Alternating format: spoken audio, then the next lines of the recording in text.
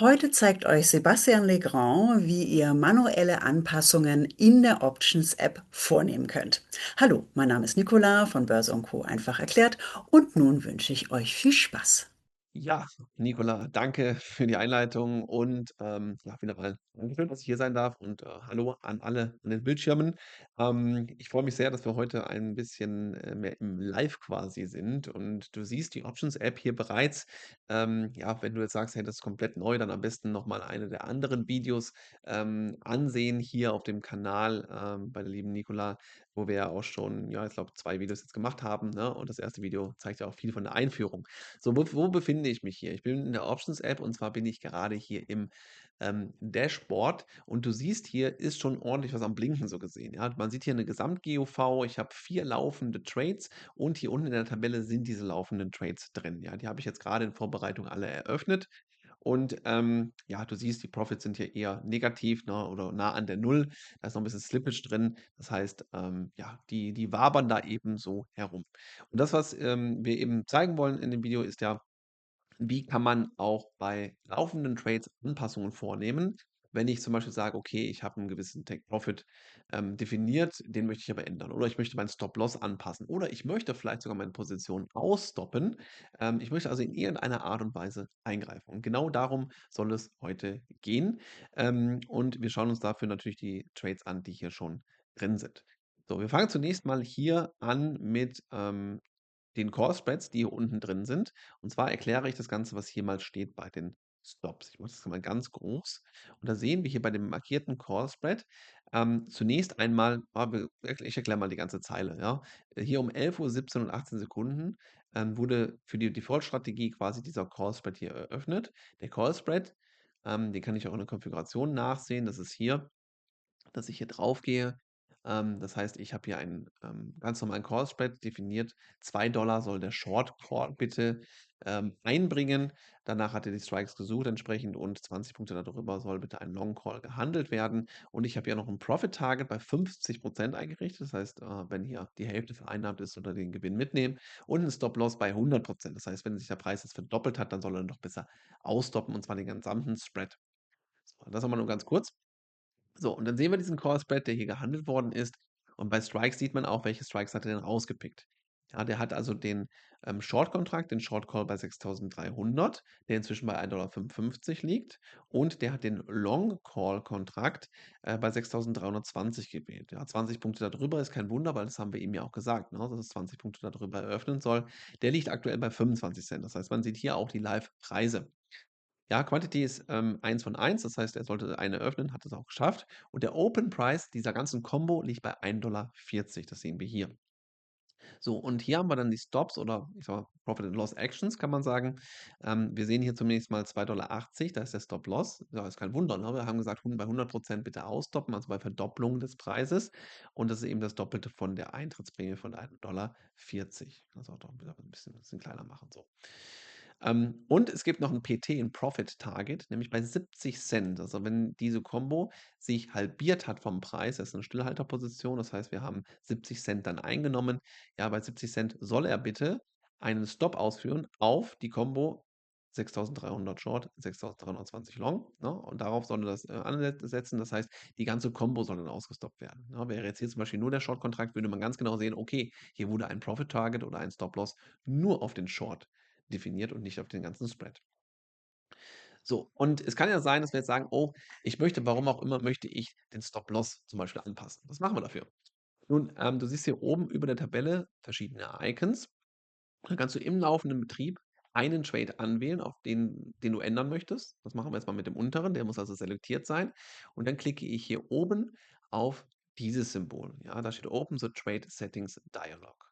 Wenn ich da draufklicke, dann kann ich also für diesen Trade den Profit Target, der definiert worden ist, und auch den Stop Loss ändern. Ja, das heißt, ich sage jetzt hier zum Beispiel, okay, der Profit Target soll warum auch immer ein bisschen später erst gezogen werden, nämlich bei 50 Cent. Und der Stop Loss, den möchte ich ein bisschen ranziehen, warum auch immer. Vielleicht bin ich schon ein bisschen im Gewinn, möchte ihn ranziehen. Da zur Hilfe sehen wir hier auch nochmal den aktuellen Preis, 1,55, wobei den sehen wir auch hier, ne? Da schwankt der ja schön, da sehen wir genau diesen Combo-Preis, ja, aber das ist nochmal so schön angeordnet. Da drüber über den Preis ist der Profit Target, darunter ist der Stop Loss. So, und sagen wir mal, ich möchte jetzt hier auf 2,20 $ gehen, Ich möchte den Stop ein bisschen nachziehen, weil ich vielleicht im Gewinn bin. Das passt jetzt nicht ganz, ich bin gerade im Verlust, aber sagen wir mal, ne, ich möchte mein Risiko kleiner machen. Dann drücke ich jetzt hier auf Confirm. Jetzt achten wir hier mal, dass sich diese Angaben hier ändern bei Stop Loss und bei Profit Target. Ich drücke jetzt, Order storniert. zack, 2,20 und da 50 Cent. Hat er sofort gemacht. Wir zählen auf eure tatkräftige Unterstützung, indem ihr die Daumen hoch anklickt, den Kanal abonniert, tolle Kommentare dalasst und auch den neuen Thanks-Button ausprobiert. Herzlichen Dank vorab. Die TWS hat hier parallel auch was gemacht. Eine Order wurde storniert und eine andere angefügt. Das heißt, das hat er natürlich 1:1 in der TWS umgesetzt. Diese Orders, ja, das kann man auch alles sehen. Da gehe ich jetzt mal nicht drauf ein. Wenn du die Options-App hier selber testest, ja, da findest du ja auch hier unter dem Video einen entsprechenden Link, wo du dann auch 30 Tage die Options-App frei testen kannst. Kannst du das Ganze ja auch nochmal wunderbar nachvollziehen. So, und so kann ich eben eingreifen und meine Stop-Losses und Profit-Targets aktiv ändern. Vielleicht sage ich aber auch: „Boah, ich möchte diesen Trade, warum auch immer, den möchte ich beenden.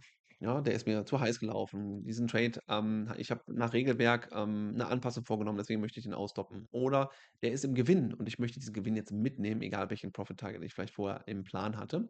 Dann geht das wie folgt: Wir wählen wieder den Trade an und wir können hier über dieses Stoppzeichen den selektierten Trade schließen. Ich klicke da drauf und dann fragt er mich auch nochmal: „Möchtest du wirklich diesen Trade schließen mit den folgenden Kontrakten?“ Damit du nochmal sicher gehen kannst, welcher denn hier geschlossen werden soll. Er möchte schließen einmal den Short-Kontrakt 6.300 und einmal den Long-Kontrakt 6.320 als Kombo. Ja, man sieht genau das, was hier steht. Das ist richtig, das ist mein selektierter Trade. Order Und jetzt ausgeführt. kann ich auch noch sagen, wie soll Order der denn storniert. geschlossen werden? Ja, das geht jetzt nicht mehr, weil du siehst, da unten ist gerade was reingekommen. Wir haben den Stop-Loss nachgezogen, die Position ist gegen uns gelaufen und wir haben jetzt einen Live-Stop mitbekommen. Ja, das heißt, das ist ja wunderbar, dass man das auch mal sieht. Hier unten der Core-Spread, beide Kontrakte stehen hier auf Stopped. Ja, hier ist der Stop-Loss bei 2,20 noch abgebildet. Der Preis ist jetzt bei $2, aber das interessiert uns nicht mehr, denn der Profit ist festgeschrieben bei minus $96, denn wir wurden ausgestoppt bei $2,30, weil der 2,20 Stop, der wurde eben getriggert und zwar um 11:25 und 18 Sekunden. Und da rechts sieht man eben, dass das Ganze hier stoppt worden ist. Also, ja, haben wir einen Live-Stop mitbekommen und ich würde sagen, dann nehmen wir uns hier das zweite Beispiel, nämlich diesen Call-Spread, der zwar auch unter Druck ist, aber der Stoppreis hier von 2,80 ist hier ja noch lange nicht erreicht. Das heißt, ich wähle den an und sage, ich möchte den jetzt ausstoppen, manuell. Klicke ich hier auf dieses Stopp-Symbol und da fragt er mich auch nochmal, das ist zufällig der gleiche Kontrakt, ich habe die direkt hintereinander aufgemacht, deswegen hat er die gleichen ausgepickt. Möchte ich den Kontrakt wirklich schließen? Und ich kann sagen, wie soll er geschlossen werden? Mit einer Market Order oder mit einer Limit Order?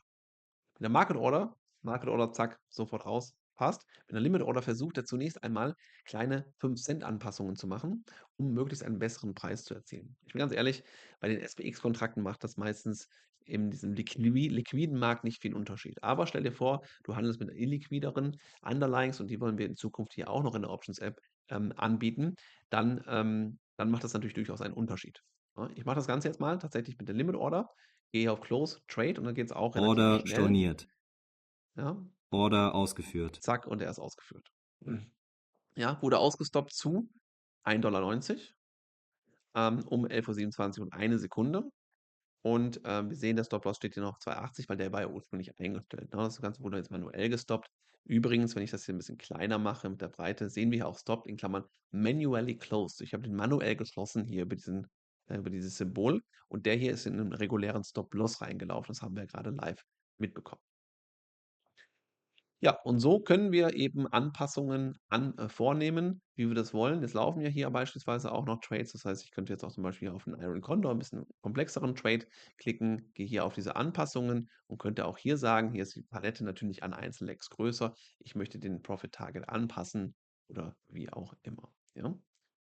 So kannst du also im Lauf Anpassungen vornehmen. Du musst es nicht in der TWS machen, sondern du steuerst das Ganze über die Options App, was auch wesentlich besser ist, denn die Options-App überwacht ja diese Positionen, stellt die Stops, die Take-Profits und so weiter sicher. Die Statistiken kommen auch direkt hier rein. Das heißt, das Ganze wird natürlich auch ausgewertet. Vielleicht schauen wir uns das an der Stelle auch mal an. Wenn ich jetzt hier auf Evaluations klicke, dann sehe ich hier nun für alle Strategien ich habe hier nur Teststrategien und so weiter drin. Über den ganzen Zeitraum, den ich auswerten kann, sehe ich hier einen gewissen Verlauf, ne? Das ist was nach oben gegangen, dann ein bisschen nach unten. Das macht jetzt insgesamt wenig Sinn. Ich sehe auch beispielsweise noch eine Daily Profit. Ich sehe auch einzelne Trades, die alle ausgeführt worden sind. Da sind welche expired dabei, stopped, running und so weiter. Das heißt, die laufenden sind jetzt gerade auch, die fließen hier mit ein, weil ich den heutigen Tag noch mit ausgewählt habe.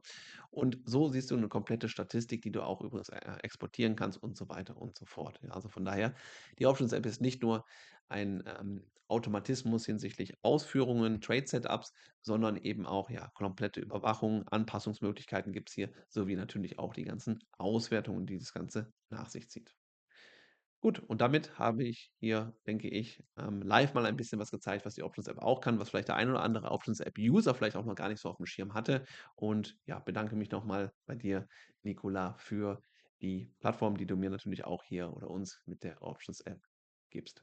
Grüße.